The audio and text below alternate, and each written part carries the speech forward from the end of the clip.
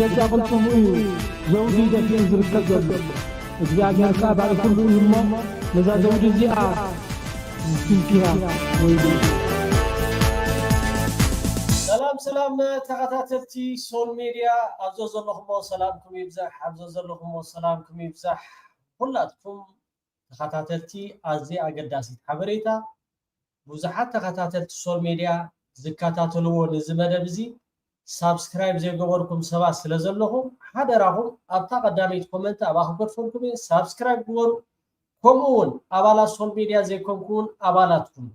بلايك جمرو كندك اسكنتس إيرتراونت كورمننا تاينرس نابوركم بتشيم كبور بريزنت هاجر إيرترا أتو سياسة فوركي بزقاتاني عدمنت عنا الهبكة زي ودق قالات ملقتي نهاجراتي عرب هذا جزء كثر يقول لها بالتعمي يزجرمك ملأختي نهاجراتي عرب أم حلالي فنيان سكنتاي تخونتولو بس كم كومنت تقول لا تكون سكنتاي تخونتولو بتشمس عمر وعدي عمر بعها أقول لجزء تفضلوا يخون عمر رمضان 4 خبتي أزيو نفسها تنس حلو جزء سلسلة انتاي سكت صحف انتاي خون قال حيزلنا مسي قالتولو بالتعمي ورقاوي قالات زغلت ازيا اقداسي ملختي ام حلالي فنيا مچم ابتي شعو غيزي خصمعو خلخا انتاي تزارب دلو انتاي يقلقلت من مالتي حتى يخونك مالت بزعما انتاي تزارب دلو اجي انتاي كل غيزي اني بركون كتبت تقليخ جن بحافشاوي ولا خلت سبات حدا سبات يبلو زعما انتاي تزارب دلو دي قلقلت بليخ هيكردا اكاي خين غريم كا زردو مالو جي كمزي مدهانيت نغليو قلطيفو سرحالو نغليخا دونغي يسرحالو مدهانيت حدا حمام حميمم كلتا سبات حدا حمام حميمم مدهانيت اب حدا ساعات اب حدا سكن هبو حدا قلطيفو حاوي حدا دونغي حاوي ارارادا اود سبكا خومي هم خابكونه اسك دقيري زيا ازيا ورقاويت ስለዝኾነት ምዛ ጊዜ زيا خا ስለትኸይድ አጋጣሚ አብ ምስናድ ደሃኒ አለን ብዙሕ ምስረኸብኩ ግን ተገሪመ ዋላ ንባዕለይስ ብዙሕ ጊዜ ሰሚዕያ እስከ ንስማዓያ ግን هو እንታይ ኢሉ ነይሩ ንኺድ طواتاتنا مودعتوه نزي بعلم درجة زقلابة دلخناتات نابينا بيكبل يندحلنا هجي تنقحات ابتزلا على درجو بصيحو حرياتاتن ونساتن ناتن كوسنا لوال انا هو حل دحلو وقادر له دبها الزرباح تمس ناي نقص عبدالله ناي مادرين اور برايتن زانتالو ناي زبئي نوح انت ايمانياتو نحن نحلوكم هنا وتبلغ الله مسلم سلا هذا قواصاسي حلاوي قلبي خمسلو زبي خير الله مالتي تزبي كابتن طري ما يتقواصا حنتتل من الباش ابصم من وسد نيرو اجي تحلاوي كلبي مسمسه مقبنعو خدلي نا قدن كابتن طالي دوبو اما عاد حنت تقل بلا اين حشك حاجي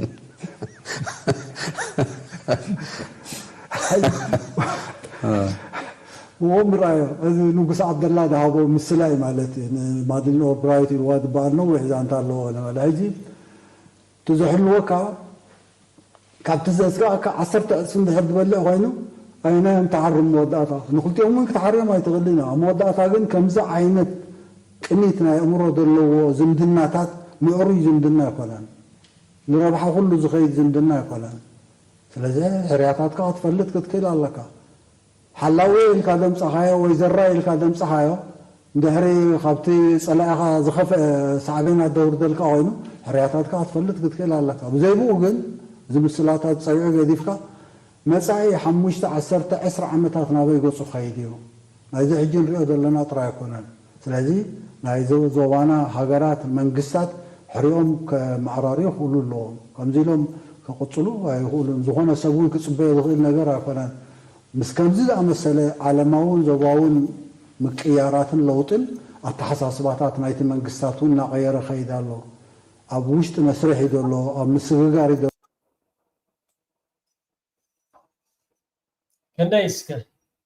ክንደይ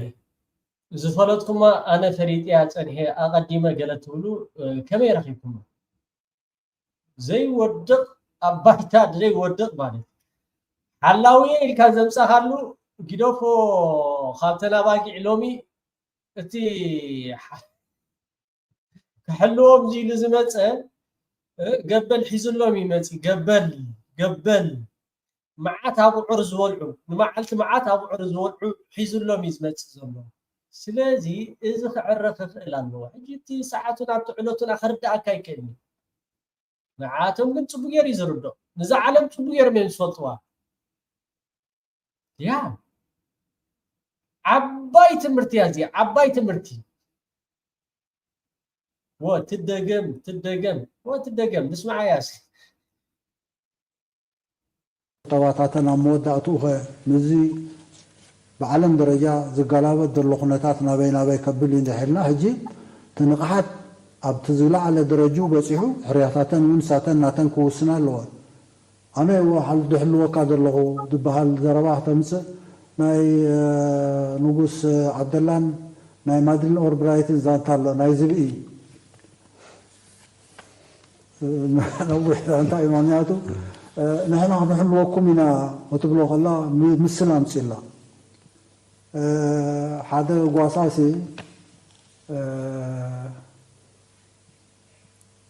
ሓላዊ ከልቢ ከምፅሉ ዝብኢ ከይበልዕ ማለት እዩ እቲ ዝብኢ ካብተን ጥሪት ናይቲ ጓሳ ሓንቲ ጤል ምናልባሽ ኣብ ሰሙን ይወስድ ነይሩ እጂ ተሓላዊ ከልቢ ምስ መፀ መግብንዑ ከድሊ ናይ ግድን ካብ ተናጣል ይድህቦ ኣብ መዓልቲ ሓንቲ ጤል ይበልዕ ኣይና ሓሸካ ሕጂ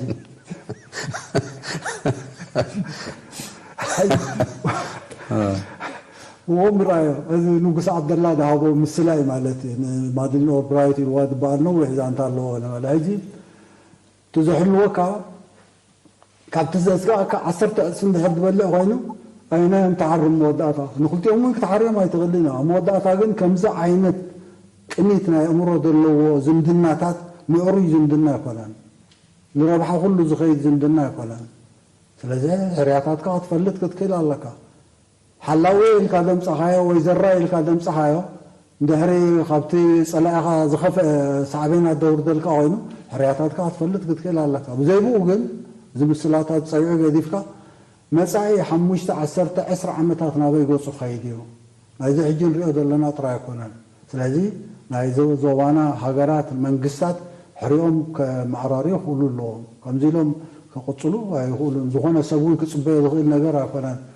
ምስ ከምዚ ዝኣመሰለ ዓለማውን ዞባውን ምቅያራትን ለውጥን ኣተሓሳስባታት ናይቲ መንግስታት እውን እናቐየረ ኸይድ ኣሎ ኣብ ውሽጢ መስርሕ እዩ ዘሎ ኣብ ምስግጋር እዩ ሓራይ ክቡራት ተኸታተልቲ ሶል ሚድያ ደጋጊመ ኣብዞ ዘለኹም ሰላምኩም ይብዛሕ ፅብቕቲ መልእኽቲ እያ ብዓረብ ተርጉምኩም ከዓ ነቶም ሃገራት ዕራብ ኣብፅሕሎም ምዃን ከሎሚ ተማሂሮም እዮም ገበል ባዕሎም ኣብ ገዝኦም ኮፍ ኣቢሎም ገበል ጎቲቶም ስለዚ ንሕና ከም ኤርትራውያን ዕድለኛታት ኢና ሽግር ኣሎ ገለ ኣሎ ኩሉ ነገራት ኣሎ ግን ክብረትካ ሸይጥካ ባዕልኻ ንክብረትካ ይተዋርዶን ኢኻ ክብረትካ ሸይጥካ ባዕልኻ ንክብረትካ ኣይተብሎን ኢኻ በሊዖም ሰይቶም ኣጋይፆም ገለ እንዳተባሃለ ብዙሕ ነገራት ይግበር ነይሩ እቲ ዝገብርዎ ዝነበሩ ግን ክብረቶም ሸይጦም እዩ ክብረትካ ሸይጥካ ንኤርትራ ዱባይ ከተምስላ ትኽእል ኢኻ ዱባይ ከተምስላ ትኽእል ኢኻ ቀሊል እዩ ካብ ሃገራት ዕራብ እቲ ኤርትራ ዘላቶ ቦታ ይበልፅ ካብቲ ሃገራት ዕራብ ተረኪነናሉ ዘሎ ቦታ ኤርትራ 100 ዝበለፀ ቦታ እዩ ዘሎ ግን ልዕሊ ዝኾነ ነገር ክብረትካ ሸይጥካ ዝርከብ ክብረት የለን ክብረትካ ሸይጥካ ኣብ ዓለም ክብረት ዝርከብ የለን that's why መንግስቲ ኤርትራ እቲ አካይዱ ሓደ ጊዜ ክርዳአና አይክእልን ኸውን ስለምንታይ ናይ ጊዜያዊ ነገር ተሐስብ ወይ ከዓ ሕፅር ዝበለት ነገር ሞትሪ ብኡ ከዓ መደምደምታት ከምዝን ንገብርስ ገለ ትብል ማለት ኣኑ ውሒኻ እንድሕር ዳርኢኻ ግን ሎሚ ኣብቲ ቀይሕ ባሕሪ ዘሎ ሃገራት ኤርትራ ጥራሕ ሰላማዊት ኤርትራ ጥራሕ ካልእ ራእይዎ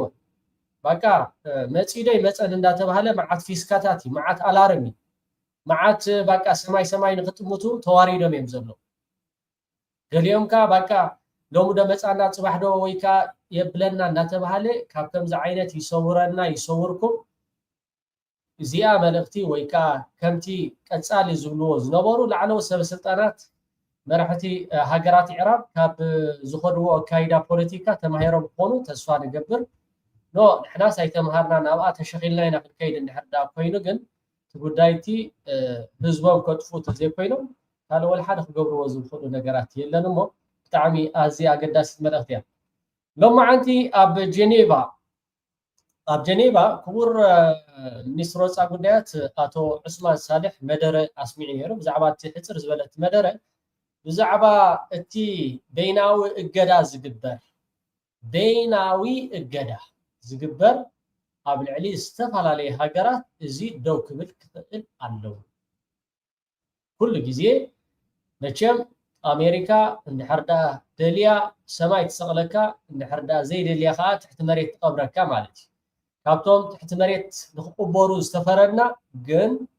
ሳላ ጽኑዕ መንግስቲ ኤርትራ ከምዚ ክትከታተልዎ ዝጸንሐኹም ራእይ ዘለዎ ከምኡውን ሳላ እቲ ኣምላኽ ኤርትራ ዘይታኸስ ምዃኑ ዳ እምበር ንዓና በቲ ዝሓሰቡልና ብኩናት ፈቲኖም ብዕፅዋን ከባን ፈቲኖም ኩሉ ተኣሎ ዝበሃል ንህዝቢ ኤርትራ ፈቲኖም እዮም ክሳብ ዝዓለት እዚኣ ግን ኩሉ ግዜ ሓያል ኣሎ ኣብዚ ሕጂ እዋን እቶም ንዓና ንኸጥፉና ለይትን መዓልትን ከይደቀሱ ዝሓድሩ ዝነበሩ ድቃሲ ኢኖም ንሕና ከዓ ድቃስና ዳርጋ ፅቡቕ እንዳኸደ ይኸይድ ኣሎ ኩላትና ከዓ ክንሰርሕ ይግባአና ኤርትራ ብዋዛ ፈዛዛ ዝተረኽበት ሃገር ስለ ዘይኮነት ሚኒስትር ወፃኢ ጉዳያት ኣቶ ዑስማን ሳልሒ ኣልዒልዎ ዘሎ ሕቶ ካብቲ 10 ነጥብታት ኢራን ብቐዳምነት እገዳ ክለዓል ክኽእል ኣለዎ ኢላ ከምኡውን ካሕሳ ክወሃበና ክኽእል ኣሎ ንሕና ብዘይወዓልናዮ ብዘይገበርናዮ ንኣልሸባብ ሕግዝ እያ ተባሂሉ ኤርትራ ኣልዕል ኣቢልካ ንኤርትራ እገዳ ተገይሩ ማለት እዩ ካብ 2009 ክሳብ 2018 ተረኣኻ ከዓ ወላ ሓደ በዚ ከዓ ጉዳይ ከዓ ክዕፆ ይክእል ኣብዚ ወዓለ ኣብዚ ሓደረ ኣርኪቡ ሓደ ኢትዮጵያዊ መመፂ ኣብ ልዕሊ ኤርትራ ብዝገብሮ ዝነበረ ተልእኾ ኣጀንዳ ናቶም ተዋሂቦ ደሳስዮ ዝነበሩ ሕጂ ሎሚ እቲ ዓለም ይቕየር ስለ ዘሎ ተን ድኳናት ከዓ ተኸፊተን ዝነበራ ይዕፀዋ ኣለዋ ማለት እዩ ብሽም ረድኤት እንዳተገብረ ንኤርትራ ንምስይጣን ዝግበር ነበረ ሎማዓንቲ ኣብ ጀኔቫ ደስምዖ ብስትሪሚንግ ኣብ ኤርትራ ኮይኑ ተኻፊልዎ እንታይ ክመፅኣሉ እንታይ ምዚኣቶም ክእከብ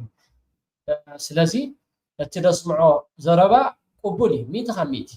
በይናዊ እገዳ ጠጦ ክብል ክኽእል ኣሎ هو እዚኣ ከዓ ንሕና ከም ኤርትራውያን ንቕበላ ኢና ሓራይ ናብቲ ዝቕፅል ሎማዓንቲ ታደሰ ወረደ ፕረዚደንት ክልል ትግራይ ኮይኑ ከም ዝተመርፀ ኣቐድማ ኣቢልና ዋላቲ ቅድሚ ኣብ ፓብሊክ ምውፅኡን ሓቢርና ነርና ኢና ንዑ ምድጋም ኣየድልን እዩ ፕረዚደንት ናይ ትግራይ ኮይኑ ተሸሙ ወግዓዊ ኮይኑ ማለት ንሓደ ዓመት ተናዊሒሉ ንሓደ ዓመት ንትግራይ ክባታትና ንትግራይ ከዓ ክጎታ ናብቲ ፅምዶ ዝበሃል ከዓ ንዑ ንኽባታትን እቲ ቀንዲ ተልእኹ ኣጀንዱ እዩ እዚ ካልእ ነገር ዘለዎ ይኮነን ሎሚ ሕወሓት ከዓ መግለፂ ውፅእ ኢሎ ነቲ መግለፂ ናባኻትኩም ኣስማዕ ትግራይ ብክልቲኣዊ ፖለቲካዊ ዝርርብ ካብ ህዝባዊ ወያነ ሓርነት ትግራይ ዝተዋሃበ መግለፂ ብመሰረት ስምዕ ፕሪቶሪያ ግዚያዊ ምምሕዳር ትግራይ ብክልቲኣዊ ፖለቲካዊ ዝርርብ ተሰማማዕቲ ኣካላት ማለት እውን ህዝባዊ ወያነ ሓርነት ትግራይን መንግስቲ ኢትዮጵያን ክጣየሽ ይግባእ ብመሰረት እዚ እውን ዋላ እኳ ብዙሕ አንቀፍቀፍ ዝነበሮን ብዙሕ ቃልሲ ዝተኻየደሉን ተነበረ ንዝሓለፉ 3 ዓመታት ዝጸንሐ ግዚያዊ ምምሕዳር ብመሰረት እቲ ስምምዕ ዘቐመጦ ብዝርርብ ህወሓትን መንግስቲ ኢትዮጵያን ዝተጣየሸ እዩ ነይሩ እንተኾነ ግን መንግስቲ ኢትዮጵያ መቐጸልታቲ ንስምምዕ ፕሪቶሪያ ብምጥሓስ ክፍጽሞም ዝጸንሐ ተግባራት ግዚያዊ ምምሕዳር ትግራይ ቅድሚ ስምምዕ ፕሪቶሪያ ብዝወፀ ሕግን ነቲ ስምምዕ ሙሉእ ብምሉእ ብምጥሓስን ንሓደ ዓመት ክናዋሕ ከም ዝወሰነ ትማሊ 30 መጋቢት 2018 ዓመተ ምህረት ካብ ማዕኸናት ዜና መንግስቲ ኢትዮጵያ ክንርዳእ ኽኢልና ኣለና። እዚ ውሳነ ክልቲኣዊ ፖለቲካዊ ዝርርብ ተሰማማዕቲ ኣካላት ዘይተገበረሉን ካብ ኣፍልጦን ተሳትፎን ህዝባዊ ወያነ ሓርነት ትግራይ ወፃኢ ዝተመሓላለፈን በይናዊ ውሳነ መንግስቲ ኢትዮጵያ ምዃኑ ንመላእ ህዝብና ኣደራደርቲ ስምምዕ ፕሪቶርያን ማሕበረሰብ ዓለምን ክነፍልጥ ንፈቱ። ዘለኣለማዊ ዝኽርን መጎስን ንስዋዕትና ህዝባዊ ወያነ ሓርነት ትግራይ 1 ሚያዝያ 2018 ዓመተ ምህረት መቐለ።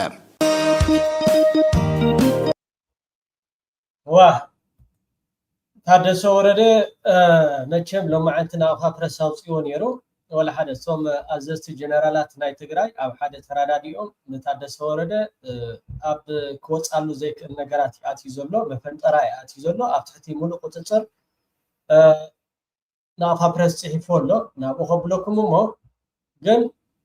ኪንኡ ሓደ ቶም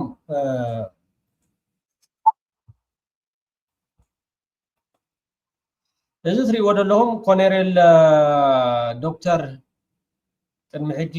ኣብ ናትናኤል ኣስመላሽ መፂኡ ተዛሪቡ ብዛዕባ ኤርትራ ጽቡቕ ተዛሪቡ ነይሩ። እስከ እንታይ ብላሉ ንስማዓየሞ ለጦርነት ዝግጁ አይደለም ማለት ይቻላል። አብይ አሁን ባለው ቁመና አሁን ባለው ሁኔታ አንድ የአብይ ጊዜ መብያ ነው፣ ማደናገሪያ ነው። ጊዜ ወስዶ የሚመቸው ነገር እስኪመቻች ድረስ ነው እንጂ አብይ ለሰላም ፈልጎ አንድ ቀን ማያውቅም። አንድ ቀን በቃ አብይ ምንም አምባገነን ማሰብም የማይችልም እኮ ነው። ወደ ሰብአዊነት ማሰብ የማይችል ምርጥ ፋሽስት ነው። ስለዚህ ለዚህ ፋሽስት ሰው አሁን ፋሽስቶች ወይ አምባገነኖች በጣም ፈሪዎች ናቸው። ይሁን ታውቃለህ፣ በጣም ፈሪዎች ናቸው። ከፍራታቸው የተነሳ የሚያደርጉት ነገር ሁሉ አያውቁትም። ስለዚህ አብይ አንድ ጥይት ቢተኩስ አልኩ እኮ እንዲያውም እኔ ጽምዶ ላይ በቅርብ መከታተለው ኢንፎርሜሽን አለኝና ጽምዶ ላይ እየጎተተ ያለው እንዲያውም ህዋት ነው። እውነቴን ልንገርህ፣ ምክንያቱም አንድ ጊዜ እንደዚህ ይላል ሁኔታው Thank you ኮሎኔል ብጣዕሚ ብልብ የዘመስግነካ ቀጽሎ በርትዕ እንድሕር ዳኺልካውን መቐጻሊ ኣብ ሶሻል ሚድያ መፂኻውን እቲ ዘለካ ሓበሬታ ክትበና ኣገዳሲ ስለዝኾነ ኮሎኔል ካብ ናይ ሕወሓት ካብ ናይ ኢትዮጵያ ዝነበረሉ ግዜ ብወገን ባድመ ነይሩ ባራውንቱ ገለ ኢሉ ተዛሪቡ ነይሩ። ንምዝኽኻር ዝኣክል እቲ ቪድዮ ሒዜ ስለ ዘለኹ ከስማዓኩም እየ መን እዩ ንዝብል ሕቶ ማለት እዩ።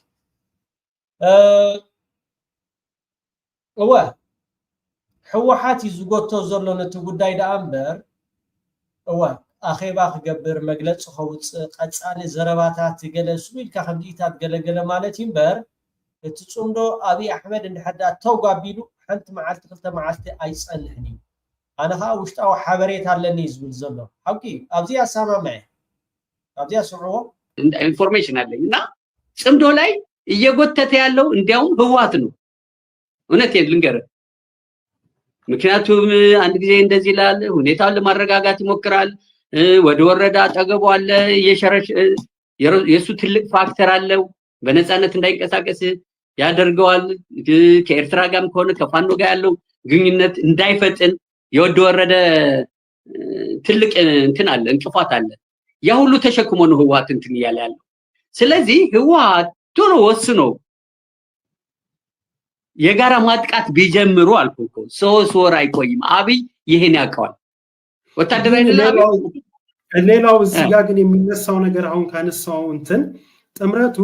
ያልተቀደሰ ጋብቻ ነው ይላል። አብይ አህመድም በአብይ በኩልም ያሉ ወገኖች እንዲህ ያለው ነገር ያልተቀደሰ ጋብቻ ነው፣ ምንም ሊያገናኛቸው የሚችል ነገር የለም። ኤርትራ፣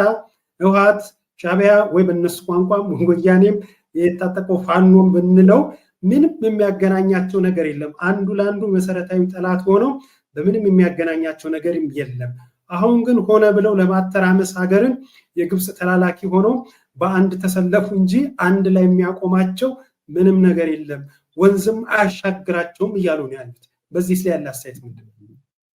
አንተ ግን እንዴት ከአብይ ምን ትጠብቃለህ ከዚህ ውጭ? ከአብይ እኮ የምትጠብቀው በቃ ሊመጡብኝ ነው፣ ሊያጠፉ ነው፣ ኢትዮጵያ ሊያፈርሱ ነው። በቃ ሌላ ምን ይባላል? ከአብይ የሚጠበቀው እኮ እንደ እየመጡበት እንደሆነ እኮ ያውቃል እኮ። እንኳን እሱ ዓለም ያውቃል። ምንም አሁን ለእኔ ወይም እንዳንተ አይነት ሰው የተደበቀ ነገር የለም። ጽምዶ ኦልሬዲ አልቋል። ፋኖ በትክክለኛ አቋም ነው ያለው። የሻዕቢያ መሪ ወይም ኤርትራ በትክክለኛ አቋም ነው ያለው። ህወሓትን በትክክለኛ አቋም አለ። በቃ እንደኔ ፋኖ አለ፣ የኤርትራ መንግስት አለ፣ ህወሓት አለ፣ አንድ ላይ ናቸው ያሉት። ወዲ ወረደ እዛ መቀሌ ሆኖ የሚረብሽ ከሆነ እሱ ጋር እንግዲህ የግማሽ ሰዓት ኦፕሬሽን ይበቃዋል እኮ ለወዲ ወረደ። በቃ ቴንክ ዩ زياده ملختي كمزا اقدم ابيلنا ابرس صحيفه زلو قال سبات حقري حسودي قال خولص سميع ميره ولا حدا فرق ساعات ايصنحنين ود ورده او تحت قصصر من مئتاو فانو ايرترا حوحات بحساب يسرحو سلازلو نتادس ورده توم جنرالات توم لعلو سبستاناتون اب حدا مصيم زلو نبينو تلاقنا ابي احمد كوين زغبرو زلو فرق ساعات كصنح هيكلني باوبريشنز كحزو يقول يوم ትክክለኛ አቋም ነው ያለው። ህወሓትን በትክክለኛ አቋም አለ። በቃ እንደኔ ፋኖ አለ፣ የኤርትራ መንግስት አለ፣ ህወሓት አለ፣ አንድ ላይ ናቸው ያሉት። ወዲ ወረደ እዛ መቀሌ ሆኖ የሚረብሽ ከሆነ እሱ ጋር እንግዲህ የግማሽ ሰዓት ኦፕሬሽን ይበቃዋል እኮ ለወዲ ወረደ በቃ አንጠልጥሎ ለመውሰድ። ስለዚህ ህወሓት መዘግየት የለበትም። በዘገየ ቁጥር የአብይን ጊዜ ነው እድሜ እያራዘምክ የምትሄደው። አሁን ብዙ ሰው በጣም ታንም ላይ አባ ሁሉ አቀሚጥዋ ዘሎ ጊዜ እንድሕርዳ ሸሚትካ ወይ ካ እንድሕርዳ ጊዜ ወሲድካ አብይ አሕመድ ዕድል ይኻትቦ ዘለኻ። ስለዚ ነዚ ጉዳይ ዝጎቶ ዘሎ ህወሓት እዩ። ፋኖ ጉዳዩ ይገብራሎ፣ ኤርትራውን ጉዳያት ትገብራላ። ህወሓት ግን እሱ ዝጎቶ ዘሎ ነታደሰ ወረደ ንመላይካ እንድሕርዳ ገለ ኢሉ ፈንጠርጠር እንድሕርዳ ኢሉ ናይ ፍርቂ ሰዓት ኦፕሬሽን በቃ ፍርቂ ሰዓት ክትቁፍዶ ትኽእል ኢኻ ክትኣልዮ ትኽእል ኢኻ ይዝብል ዘሎ ታይሞ ብሽ ከሆነ እሱ ጋር እንግዲህ የግማሽ ኤርትራ በትክክለኛ አቋም ነው ያለው። ህወሓትን በትክክለኛ አቋም አለ። በቃ እንደኔ ፋኖ አለ፣ የኤርትራ መንግስት አለ፣ ህወሓት አለ፣ አንድ ላይ ናቸው ያሉት። ወዲ ወረደ እዛ መቀሌ ሆኖ የሚረብሽ ከሆነ እሱ ጋር እንግዲህ የግማሽ ሰዓት ኦፕሬሽን ይበቃዋል እኮ ለወዲ ወረደ በቃ አንጠልጥሎ ለመውሰድ። ስለዚህ ህወሓት መዘግየት የለበትም። በዘገየ ቁጥር የአብይን ጊዜ ነው እድሜ እያራዘምክ የምትሄደው። አሁን ብዙ ሰው ከአብይ ለምን እንደሚጠብቅ ግራ ነው የሚገባኝ። በቃ አብይ 4 ነጥብ አውሬ ነው። በቃ 4 አውሬ ነው። ከአውሬ ጋር መነጋገር መንግስታችን ቢያስብበት፣ መንግስታችን የሽግግር መንግስት ቢያደርግ፣ መንግስታችን ቢጠራልን ብንወያይበት፣ እንዴት ከአውሬ ጋር ትወያያለህ? በቃ ኦልሬዲ አብይ አውሬ ነው፣ ፋሽስት ነው። ስለዚህ አብይ አማራና ትግሬ እንዴት ብሎ ይስማማል ነው የሚለው። አሁን አፈረሱት። እውነት እኔ በጣም ደስ ብሎኛል። በአማራና በትግራይ ህዝብ መካከል የነበረ የተሳሳተ ጥላቻ እንደነ ጌታቸው አይነት የፈጠሩት ጥላቻ፣ አንዳንድ የአማራ ምሁራን የፈጠሩት ጥላቻ፣ አሁን እኮ አክራሪ የአማራ ፖለቲከኞች ጸረ ትግራይ የነበሩ አሁን እኮ በቃ አማራና ትግራይ ወደ ቦታው መመለስ አለበት። ይሄ ልታመሰግናቸው ይገባል። በቃ ኦልሬዲ የነበረ ምን ያህል ትግራይና አማራ እንዲጣላ በቃ ተሰርቶለታል። ከህወሓትም ሰርቷል፣ ከአማራ ምሁራንም ተሰርቶበታል። ግን ይሄ ፈረሰው በቃ ፈርሷል። በቃ ካሁን በኋላ የትግራይና የአማራ ጥላቻ ስህተቶች አሉ፣ የባለፉት ስህተቶች አሉ፣ ከሁሉም ያ ይስተካከላል። ግን ለወደፊት ስታስብ ግን በቃ ተስተካክሎ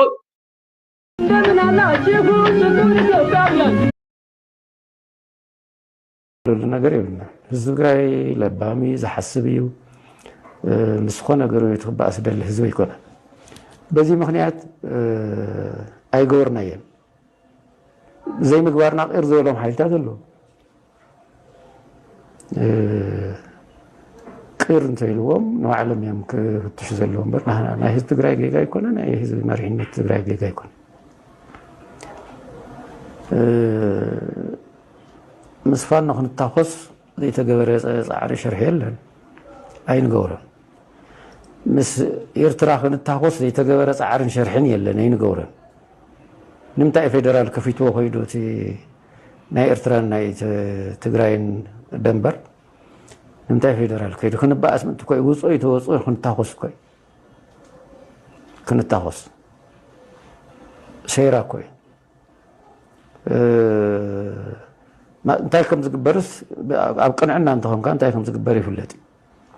ኣብዘይ ቦታኹም ኣለኹም ኤርትራውን ውፅኡ ትግራይ እውን ምስ ኤርትራ ትገብርዎ ትንኮሳ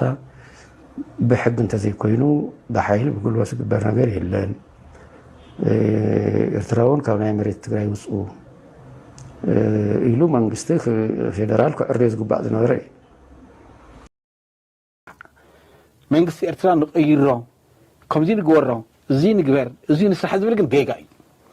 ሓደ ኣጀንዳ ኣይኮነን ንዓና ናይ ተጋሩ ኣጀንዳ ኣይኮነን ናትና ኣጀንዳ ስርዓት ናይ ኤርትራ ምቅያር ኣይኮነን ናትና ኣጀንዳ ከመይ ንሰርሕ እዩ ናትና ኣጀንዳ ከመይ ኢና ንሰርሕ ናይ ሓባር እሴት እንታይ ኣለና ብሓደ እንታይ ክንገብር ንኽእል እዩ ኣጀንዳና እምበር ኢሳያስ ዲ ዝመርሓ ኤርትራ ካሊእ ዲ ዝመርሓ ናትና ጉዳይ ኣይኮነን ከም ሃገር ግን ንዓና እንታይ ትጠቕመና እቶም ኣብኡ ኣለዉ ህዝብታት ንዓና እንታይ ይጠቕሙና ዝብል ነገር ግን ኣብ ፅንዓት ዝተመስረተ ሳይንሳዊ ዝኾነ ውሳነ እዩ ክውሰን ዘለዎ እምበር ብስምዒት ተለዓዒልካ ትማሊ ከምዚ ኢሉ 43 ክፍለ ጥራት እትዩ ከምዚ ገይሩ ዝጨፍጨፈና ከምዚ ዝገበረና ንብረትና ዝወሰደና ታሪኹን ዝገበረና ኢልካ ብስምዒት ናብ ኤርትራ ምኻድ ካልኣይ መዘዝ ፀገም ኣለዎ እሞሱ ከይረሳዕ ዶ ፅናሕ ነገረካ እሱ ጌጋ እዩ ኢናተይ ጥፍኣታት ስኑዳት እዮም ብወገን ኤርትራ ዝበፅሕ ፀገም ኣሎ ስኑድ እዩ ብወገና ዝበፅሕ ፀገም ኣሎ ስኑድ እዩ ከመይ ጌርካ ብዕርቂ ዝውዳእ ከመይ ጌርካ ብዕርቂ ትውድኦ ብሕጊ ዝውዳእ ነገር እንተኮይኑ እውን ብሕጊ ከመይ ጌርካ ትውድኦ ናይ ባዕሉ መስርሕ ናይ ባዕሉ ኣካይድ ኣለዎ ሕዚ ብሕጊ ክንብል ከለና ሓደ ሓደ ኤርትራውያን ዝገጠመኒ እሞ ሕዚ ፅምዶ ኢልኩም ፅምዶ ኣበጊስኩም ፅምዶ ሰሪሕኹምስ ድሓር ብሕጊ ይረአዩ ኢልና እንተኢልኩምስ ተፍርስዎ ዘለኹም ኣብ ትግራይ ኣትዩ እኮ ፀገም ዝፈጠረ ሰብ ተሃልዩ እኮ መንግስቲ ኤርትራ ባዕሉ እዩ ክወፅዖ ዘሎ ልዕሊ መንግስቲ ኤርትራ ንሕ ኮይኑ ትበደል ሕጊ ናይ ዓለም ኣሎ ባዕሉ እቲ መንግስቲ ተኮይኑ ፀገም ዝፈጠረ ጥናሕ እንደነካ እቲ መንግስቲ ፀገም ዝፈጠረ ባዕሉ እንተኮይኑ እቲ ፀገም ዝፈጠረሉ ፖሊሲኡ እስትራቴጂኡ ክቅይር ኣለዎ ከመሓሽ ኣለዎ ንህዝቢ ትግራይ ብዝጥዕም ንህዝቢ ኤርትራ ብዝጥዕም ካስተኻኽሉ ኣለዎ ቀዳምነት ንህዝቢ ኤርትራ ይጥዕሙ ቀፂሉ ንዓና ይጥዕመና ንሕና ንቆርፆም ፖሊስታት ንባዕልና ኢልና ኢና ንቆርፆም ንባዕልና ኢልና ክንቆርፆም ተለና ግን ኣብ ኤርትራ ፀገም ዝፈጥሩ ክኾኑ የብለዉ ምስ ገባውትና ሰላም ዘምፅእ ክኾን ኣለዎ ሓድነት ፍቅሪ ዘምፅእ ክኾን ኣለዎ ዘላቕ ሰላም ሰስተነብል ዝገብር ክኸውን ኣለዎ ኢኮኖሚካል ግሮዝ ዘምዝግብ ክኸውን ኣለዎ ዜጋታት ዝመሃርሉ ኣብ ዓዶም ኮሪዖም ተመራመርቲ ዝኾኑሉ ዝህፍትሙሉ ዝበልፀገት ኤርትራ ዝበልፀገት ትግራይ ክህሉ ኢና ክንሰርሕ ዘለና እምበር ዕንወት ኤርትራ ጥፍኣት ንኤርትራ እናሓሰብካ እንድሕ ትሰርሕ ኮንካ በቲ ሓደ ወገን ዘሎ እውን ፀረኻ እዩ ዝለዓል ስለዚ ኣብ ምጥፋእ ኢኻ ትነብር ማለት እዩ ኣብ ኩናት ኢኻ ትነብር ማለት እዩ ስለዚ እቶም ዜጋታት ኣይቀስኑን እቲ መንግስቲ እውን ኣይቀስንን ሃገር ኤርትራ ብዜጋታታን ብመንግስታን ብህዝባን እያ ትቕየር ሰሪሓ እያ ትቕየር ስለዚ ኣብ ኩናት ዘጋጥም ነገር ኣሎ ዶ እዎ ኣሎ ኣጋጢሞ ርኢና ኢና ብዙሕ ነገር ብዙሕ ዕንወት ይበፂሑ ብዙሕ ክሳራ እዩ ተኸቲሉ እዚኡ መንግስቲ ኤርትራ ኣሉ እኮ የብለን ኣይካሕዶም ከባጅ ኣብ ትግራይስ በደል ኣይበፅሕም እኮ የብለን ኣሉ እኳ ትዝብልስ ኣብቲ ሙቆስ ኣብቲ ናይ ፅልኢ እዋን ኣወል ስዒድ ዝሰነዶ ኣሎ መራሕትኩም ቀንፂልና ኣብ ኣደባባይ ደውሪናዮ ከምዚ ኢልኩም ክትማረኹ ከምዚ ገርናኩም ኣንቱም ዋዓጋት እንቱም ግዛዕ ምዛዕ እናበለይ ዝሰርሖ ዝነበረ ሰነድ ስእሉ ጭቡጥ ሰነድ ኣሎ ብወገን ኤርትራ እኮ ኣይትክሓድን ትጥፋእት እንዲያም ብወገን ትግራይ እዩ ዝክሓድ ኣብ ልዕሊ ኤርትራ ዘውፅሕናዮ በደል ብወገን ትግራይ እዩ ዝክሓድ እንታይ ኢና በፂሕና ግን ምናልባት ናይ ሕጊ በዓል ሞያ ብቐረባ እውን ንዓኻ መሓዝኻ ጎደፋይ እውን ይገልፅ ነይሩ ዝኾነ ሚድያ ፀሮና ዝበፅሐ ዝብል ኣብ ኩናት ዝተፈጠረ ኩነታት ነይሩ ፍቲ ናይ ፀሮና ኩነታት ኢሉ ጎደፋይ እውን የልዕል እዩ ሳም ብዝተፈላለዩ መንገድታት ተልዕሎም ኢኻ ንንፅፅር ዝቐርብ ድዩ ይብእስ መንግስት ኤርትራ ትግራይ ዝፈጸመ ኢለ ኣነ እዛ ኣምን ዝፈጸመ እሺ መንግስት ሕወሓት ይኣምን ዶ ህዝቢ ትግራይ ክንደይ ሰብ ዝኣምን እንድዒ ኣነ ግን ይኣምን ስማዕ ነገርካ ኩናት ተኻይዱ ትናሽን 993 ወትክል ቦም 1998 ዝልጎ ኩናት ንሱ ጥራሕ ኣይኮነን ኩናት በገዛ ዓርሱ ዕንወት እንጀምፂ መዓት መንእሰይ ረጊፉሉ ብወገን ኤርትራ መዓት ክሳራ እዩ ብወገንና እውን መዓት ክሳራ እዩ ካብ ኩሉ ንላዕሊ ሂወት ሰብ ይወሊዑ ህፃውንቲ ዓይደር እቶም ህፃውንቲ ምንም ዘይፈልጡ ዝተጨፍጨፉ ክሳራ እዩ ብወገን ኤርትራ እውን ኣብ ልዕሊ ኤርትራ ዝበፅሐ ክሳራ መለክዕ የብሉ ሕዚ ነዚ ሸፊንካ ደፊንካ ንሕና ኢና ተበዲልና ናበልካ እናእወኻ ኣይኮንካ እንትኽእል ትናሻው ጥቕዓት ንሱ እውን ኣጥቂዑ እዩ ንሕና እውን ኣጥቂዕና ኢና ኣብ ኩናት ስለ ዝኾነ እታ ኣነ ሓንቲ ዘይቅበላ ግን ድሕሪ እቲ ኩናት ዝነበረ 20 ዓመት ኤርትራውያን የሕዋት እዮም ድሕትብሎም ኮንካ ገራውቲ እዮም ድሕትብል ኮንካ ካብ ዓለም ገሊልካ ተፈጥራዊ ሃፍቶም ወደባቶም ከይጥቀሙ ገይርካ ኢኮኖሚ ናይ ኤርትራ ይዕኒኻ ዘይጋታት ኤርትራ ተስፋ ክቆርፁ ገይርካ ኤርትራ ኣብ ሓንቲ ኾርሚኻ ከፍ ኣቢልካ ህዝቢ ኤርትራ ናብ ድኽነት ናብ ድሕረት ክወድቕ ገይርካ ንሱ ይብእስ ካብቲ ኩናት ፖሊሲ ናይቲ ስርዓት ኣይኮነን እዚ ማለት ፖሊሲ ናይቲ ስርዓት 1000 ኪሎ ሜትር ወደብ ዘለዋ ኣብ ምብራቕ ኣፍሪቃ ወሳኒ ዝበሃል ስትራቴጂ ዝሓዘት ሃገር ከመይ ጌራ ኣይኮነን ናትና ንግበር ፖሊስታት ናይ ኤርትራ የልምዑ ድዮም ኣየልምዑ ድማ ናይ መንግስቲ ኤርትራ ጉዳይ እዩ ናይ ዜጋታት ኤርትራ እዩ ይብለካ ኣለኹ ንሕና ዘውፅሓናዮ ጥቕዓት ይብለካ ኣለኹ ብነፋሪት ኣብ ምክልኻል ኣብ ግብረ መሲ ዝተመስረተ ፖሊሲ ኢልና ሓንፂፅና እኮ ኣስመራ ጥዑ ዝበሃል ዶ ኣይደውደብናዮም ንሕናስ ንሕና እኮ ኣብ ልዕሊ ኤርትራ ፀገም ኣብፅሒና ኢና ይብለካ ኣለኹ ካልኣይ ብወገን ኤርትራውያን ኣብ ኢትዮጵያ ዝነበሩ ሰጉግና ክሰጎም ከለና ንሶም እውን ክሰጉዎም እንተለዉ ካልኣይ ን20 ዓመት ዝቐፀለ ማዕቀብ ክርደና ናይ ኤርትራውያን ካብቲ ኩናት ዝለዓለ እኮ ንሱ እኮ እዩ ኣውሪስዎም ንኤርትራውያን ባይዘ ወይ እኮ ስማዕ ነገርካ ንሕና ጀኖሳይድ ንብለና ወዶ ናትና ጀኖሳይድ ካብ ብሕጫፍ ኣፈፃፅማ እያ ሰብ ንኣከብካ ምጭፍጫፍ እዩ ንብረት ምዕናው እዩ ማኪና ምቅፃል እዩ ደቂ ኣንስትዮ ምድፋር እዩ እዚ ዋላ ኣብቲ ኩናት ብተሪኦ ዝርአ እንተኾነ ብትሕሱ ትሪኦ ተለኻ ጀኖሳይድ እዩ ጀኖሳይድ ኣይኮነን ንሱ ስኑድ እዩ ከመይሊ እዩ ዲክለር ዝኸውን ናይ ባዕሉ ግዜን ግዛዕን ክሓትት እዩ ንሶም ከምኡ ዓይነት ኣይወፅሖም ድዩ ዝብል ስናዕ ሓዚ ንስኻ ንኣብነት ኤርትራዊ ኮይኑ ሞ ኤርትራዊ ኮይንካ ዝኩሉ መንእሰይ ናይ ኤርትራ ባሕሪ ዝበልዖ ሓርገፅ ዝበልዖ ኣብ ዓሳ ዝቐርየሲ ናይ መንግስቲ ኤርትራ ጥራሕ ፀገም ድዩ ኢልካስ ክንሓስብ ሰ ይግበአና እንዲ ንሕና ይለካ ኣሎ ከም ተጋሩ ክንሓስብ ኮለና መዓት ደላሊ ኣውዚ ቅርሽና ተቐበለ ኣብ ልዕሊ ኤርትራውያን በደል ዘብፅሕ ዝነበረ ሰብ ኣይነበረና ኣብዚኣ ክሕዘካ ኣረጋይ ንሕናማ መዕቆብ ስደተኛታት ኣጣይሽና 3 መዕቆብ ስደተኛታት ኤርትራውያን ናይ ትምህርቲ ነፃ ዕድል ካብ ሃገሮም ዘይረኸብዎ ኣብ ትግራይ ኣብ ኢትዮጵያ ክረኽቡ ዕድላት ተመቻችዮም ትስኻ ትገልፆ ዝነበርካ ሕወሓት ኢህወደግ ዝመርሖ ስርዓት ኣብ ኢትዮጵያ የተስማዕምዕናን ዝበሉ ኣካላት ከዓ ካብ ኢትዮጵያ ወፃኢ ዝኸድሉ ናይ ወፃኢ ዕድላት ክመቻችዎ ተገይሩ እዚ እኹል ኣብ ዓዶም ዘይረኸብዎ ፖሊስታት ባዛር ገይርና ጌጋ እዩ እዚ እምበር ወኽነግረካ ዜጋታት ብናይ ባዕሎም መንግስቲ ኣብ ገዛ ዓዶም እዮም ክብሪ ዝረኽቡ ኣብ ዓዶም ሰሪሖም እዮም መን ኮይንካ ካስኻ ካብ ዓዶም ኣውፂኻ ጥናሕ ጎረቤት ሃገር ኮይንካ ኣፅሊልካዮም ሓዊ ኤርትራ ኢልካ ሓዊስካዮም ጥናሕ ኣይኮነን እምበር ናይ ዘን ማዓስከራት እዚኣተን ኣነ የለካ ኣለኹ ናትና ፀገም ብግልፂ ነገረካ ከመይ በል ኣብ ኤርትራ ክርደናት ዘይንፍፅም ነርና ምዉቕ ገዝኡ ገዲፉ ዝመፅእ ዝኾነ ዓይነት ህዝቢ የለን ብሓቂ ንሕክ ነግረካ ኣብ ኤርትራ እንድሕር ንግዲ ከም ድልየቱ ዝኣቱ ኮይኑ መንግስቲ ኤርትራ ልቕሓ እንድሕር ዝረክብ ኮይኑ ልምዓት እንድሕር ዘሳልጥ ኮይኑ ወደብ ኣካሪዩ ንዜጋታቱ ፅሩይ ማይ መብራህቲ ትምህርቲ ጥዒና እንድሕር ኣቕሪቡሉ እንታይ ጎዲእኒ ኢሉ ክፅኸዋን ውሽጣዊ ፖሊሲ ዝኮ ውሽጣዊ ፖሊሲ ንዓና ይምልከተና ታ ንሕና ዝገበርናያ ጥፍኣት ዋላ ዜጋታት ሕዚ ንኣብነት ካብ ኣስመራ ኣውፂኻ ኣብ ኬንዳታት ምቕማጥ በገዛ ዓርሳ እንታይ ስለ ዝኾነ እዮም ዝወፁ ኣለዉ እዞም ዜጋታት እዚኦም ንሕና ኸ እንታይ ስለ ዝኾነ ኢና ከምኡ ንገብር ኣለና ንሕና እሶም ትንስርዓቶም ብዘይ ምስማዕ ኣይኮነን ፊኖ እዚ ዝኸደ ኢናትና ግዱድ ሃገራውነት ዘገድዶ ይኾኑ እንዲኦም ኣይኮነን ግዱድ ሃገራውነት ኣብ ምንታይ እዩ ተመስሪቱ بعوي منملكت وشتاو بوليس سلا زخنا منغستي ኤርትራ ይምልከት ሃፋር ይትሩ ካኦምቶም ከመገር ካረጋግጥካዮ ከመገር ካረጋግጥካን ስኻሲ ናይ ኤርትራውያን ስደት ሕዚ ናይ ተጋሩ ስደትስ ናይ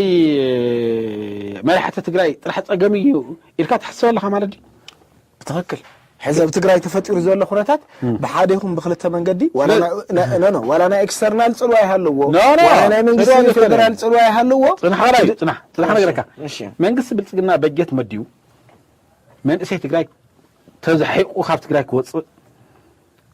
ካብ ትግራይ ምስ ወፅእ እንተሰሓር ገፅ ይብሉ ዓዮ እንተሰዓሳ ይብሉ ዓዮ እንተሰብ መንገዲ ብፃም ይሞት እንተስ ኣብ የመን ኣውራጎ ኸይዱ ኣብኡ ብሕማምን ብኮሌራን ይወዳዕ ብዘይግድስ ኣሽሓት ከፊሉ ደላሎ እትዩ ናብ ውሽጢ ኣስሪጉ እትዩ መንእሰይ ትግራይ የውፅሎ ካብዚ ዝኸፍእ ሓደጋ ኣሎ እዚ ሓደጋ እዚ ድኽመት ፖሊሲ መንግስቲ ትግራይ ዝፈጠሮ ይኾነ እንዲሁ ኣይኮነን እንዲሁ ወሊዱ ናይ ውሽጢ ፀገም ከም ዘሎ ኮይኑ ይብለካ ኣለኹ ናይ ውሽጢና ፀገም ከም ዘለዎ ኮይኑ ነቲ ፀገም ኣይካሓድኩ ከም ዘሎ ኮይኑ ካልእ ሰብ እንታይ እትይዎ ኣብ ዜጋታት እናንዳማቱ ከምዚ ዓይነት ሴራ ዝሰርሕ ከምኡ ኣይገበርናን ናብ ዝብል ክርክር ንዓሲ ሕዚ ንሕና ደላሎ እቲና ኢና መን እቲካ እንሳሲ እንታይ ምልከተካ ብዛዕባ ዜጋታት ናይ ኤርትራ ንዑ ናብ ዩኒቨርሲቲ ኣውዚ ተምሃሩ ንዓውዚ ሃይ ስኩል ተምሃሩ መን በጅትሎም ከዮም ከምኡ ዝኾኑ ነይሩ ናይ ዓለም ኣቀፍ ሃገራት ጌጋ ናይ ሲአይኤ ቅርሺ መድዩ ዜጋታት ኤርትራ ዝሐሸ ናብራ ኣሎ ኢሎም ክሓስቡ ኣብ ውሽጢ ዓዶም ካብ ውሽጢ ዓዶም እናወፁ ናብ ትግራይ ክመፁ መንግስቲ ኤርትራ ቆፎ ኮይኑ ክቐሪ ተሓሲቡ ኮነ ተባሂሉ ብሴራ ዝተገብረ ሓቂ ንምዝራብ መንግስቲ ኤርትራ ናይ ምክልኻል ዓቕሙ ክደክም ብናይ ውሽጢ ፀገማት ፈርዓል ዓይሉ ክወድቕ ተባሂሉ ተኣቂኑ ምዕራባውያን ኢዶም ሰዲዶም ንሕና ከዓ ተሓባበርቲ ኮይንና ዝፈፀምናዮ ጉዳይ እዩ ስለዚ እቲ ካብ ሃገር ናብራ መሪሩኒ ኢሉ ዝወፅእ መንእሰይስ ክነዕቆ ይነበረናን ናትና ኢድ ኣሎ ክነዕቆ ይነበረናን ኖ ወይ ትምህርቲ ዕድል ክንቦ ይነበረናን ካብ ምውፁ ገዝኡ ካብ ምውፁ ገሚርካ ክሳብ ኣብ ትግራይ ዝገበርናዮ ኩላ ነገር ከም መንግስቲ ጥፋኣት ኣለና እንድሕር ንሓቂ ንሰላም እንድሕር ትሰርሕ ኣለካ ኮንካ ጥፋኣት ኣለና ኣነሲ እንታይ ለይ ዓዲ ኾራ ዘሎ ኣብ መቐለ እኮ ትምህርቲ ኣሎ ኣብ መቐለ እኮ ከምዚ ኣሎ ኣብ መቐለ እኮ ከምዚ ኣሎ እናወርኩ ሎቢ እናገበርኩ ገንዘብ እናሰደድኩ ደላሎ ኣስሪጌ ንመቐለ ኣውፅየ ኣብ መቐለ ንዓ ትምህርቲ ተምሃር ንዓ ከምዚ ዓዱ ከየልምዕ እኮ እየ ዝገብሮ ኣለኹ ዓዱ ከየልምዕ ይመችዎ የፋእዮ ፍትሒ ይሰኣን ዲሞክራሲ ይሰኣን ዝብላዕ ይሰኣን እሰብ ኤርትራዊ ኣብ ኤርትራ ፀገም እንተገጥምዎ እውን ምስ መንግስቱ ተጥምየኒ ኣለኻ ትምህርቲ ኸሊእኻኒ ጥዒና ኸሊእኻኒ ትኽክል ኣይኮነን ኢሉ ክምግቶ ዘሎ ኣብ ኤርትራ ንዘሎ መንግስቲ እዩ ኣነ እንታይ እቲ እየ ኣስመራ ንዘላ ቆልዓ ኣነ መዚዜ ዘውፃእ ኣነ ገንዘብ ሂበ መንገዲ መሪሐ ኣነ ዘውፃሲ ስለምንታይ እዩ እስኻ ጎረቤት ስለ ዝኾንካ ሓው መንግስቲ ኤርትራ ሓው ህዝብን ህዝቢ ስለ ዝኾንካ ኢኻ እቲ ፍሕሽ ወቃብላ ትገብሮ እስኻ ተዘይተቐበልካዮ ትግራይ ንሱዳን ክኸይድ እዩ ፅላለ እዩ ንጅቡቲ ክኸይድ እዩ ይኸይድ ኣነ እንታይ ጥፋኣት ፈፂመ እየ እምበር ብሱዳን ዘሎ መን እዩ ኤርትራውያን ባዕሎም ይፈልጥዎ እዮም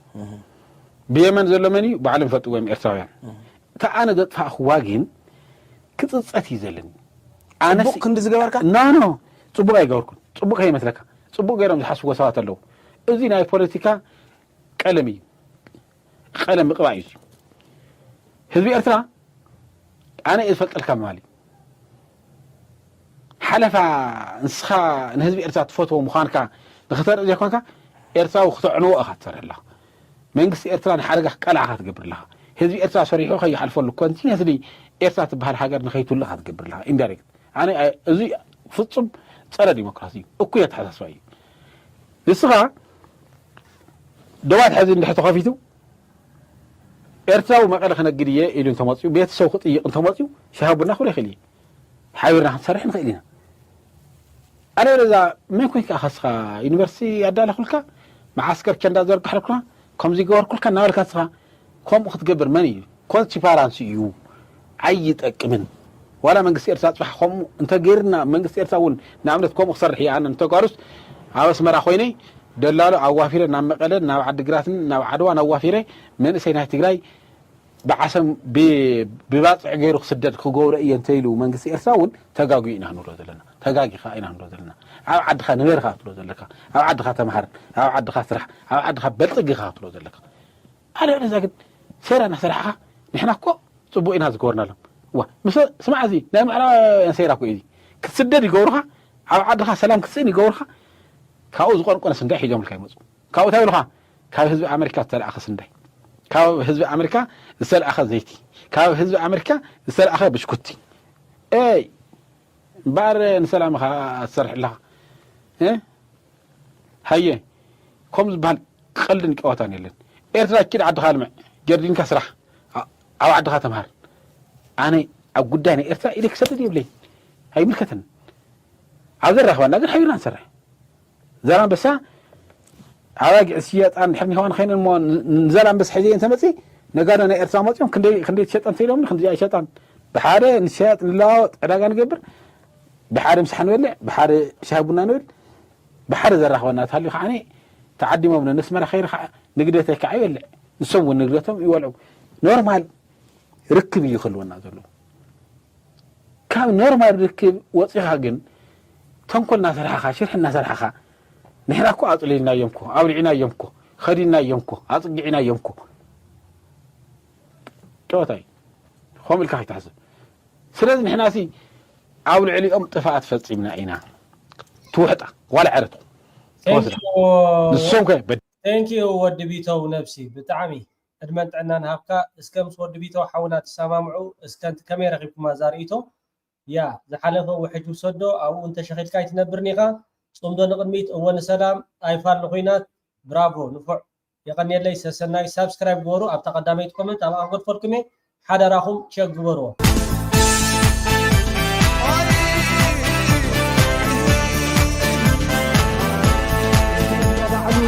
بجد قلتم ايه زوجي ده ينزل الكذب